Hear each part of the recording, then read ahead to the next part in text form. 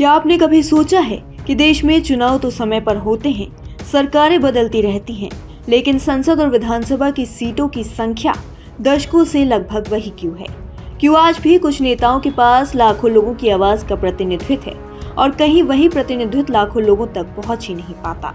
इस पूरे सवाल के पीछे छुपा है एक शब्द, परिसीमन, यानी कि डिलिमिटेशन।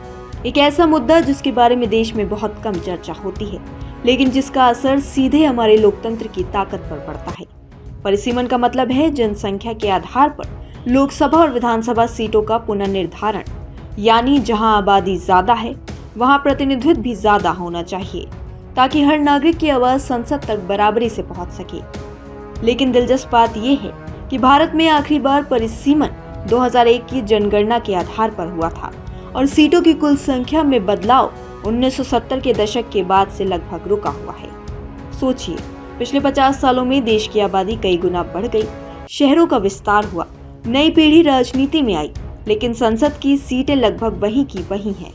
इसका मतलब ये हुआ कि आज कई सांसदों को पहले के मुकाबले कहीं ज्यादा लोगों का प्रतिनिधित्व करना इसका मतलब ये हुआ कि आज कई सांसदों को पहले के मुकाबले कहीं ज्यादा लोगों का प्रतिनिधित्व करना पड़ रहा है। और जब प्रतिनिधित्व असंतुलित होता है तो लोकतंत्र की गुणवत्ता भी प्रभावित होती है। सबसे बड़ा सवाल ये है कि इतने महत्वपूर्ण विषय पर चर्चा इतनी कम क्यों होती है? युवा, महिलाएं, आम नागरिक जिनकी आवाज लोकतंत्र की असली ताकत है, क्या उन्हें इस मुद्दे पर सवाल नहीं पूछना चाहिए? परिसीमन सिर्फ सीटों का गणित नहीं है, यह प्रतिनिधित्व, समानता और मजबूत लोकतंत्र की नींव है।